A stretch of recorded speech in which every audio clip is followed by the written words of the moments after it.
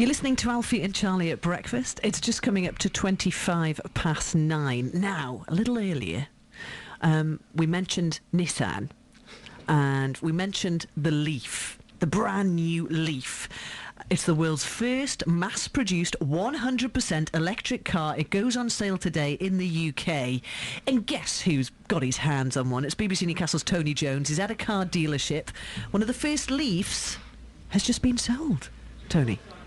That's right, Charlie. Yes, I'm at Benfield Motors showroom here at Shieldfield, Newcastle. Leaf launch day, the electric car, as you say. We've earlier had the impressive sales talker. I'll be lucky to escape this showroom myself without buying a couple, but I've got the first real customer here with me, Tony Whittaker, who's he's a corporate buyer, really, the sales director of Cleaner Air Solutions, which is a solar power company, which gives you a bit of a clue, I guess, based in Meadowfield, County Durham. But Tony, you're going to be driving the first Leaf off the forecourt. Why are you getting an electric car? Well, for us, it's an ethical choice as well as a financial choice. We currently run a fleet of LPG converted vans. We also have a solar electric petrol hybrid car, and so this is an obvious choice for us to meet the needs of our sales teams when they're selling the solar PV around the Newcastle and Durham areas. And your company's buying 5 of them, is that right? We're buying 5, yes. We're going to use these as pool cars for the project teams and the sales teams. We do a lot of journeys which fall well within the 80-mile range of the car, and so this makes an obvious choice for us, an obvious progression for us as a company. But you're running a business, you talk about an ethical choice, but the cost, they're not cheap, £26,000. Yes, but over time, when we look at the cost of servicing, the cost of fuel, especially is the fact that being a solar PV company, the fuel that we'll be using to drive these cars will be coming directly from the sun. So for us, yes, over time, I'm sure that financially these will stack up against most other cars. You're not tempted to wait a couple of years when they're cheaper and perhaps they can go further? Without the early adopters in new technologies, how do we progress? We've seen the same in our industry with renewable energy.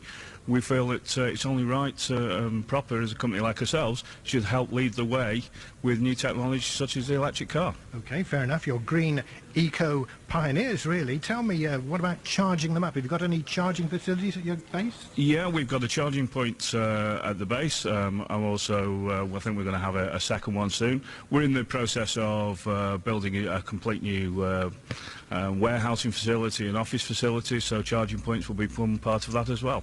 Now, tell me one thing, Tony. I know you've come to pick up the car on behalf of the company. You've not actually had a test drive yourself yet, have you? I haven't. I'm very excited to do so, though. For all the reports I've heard, my colleagues have driven them.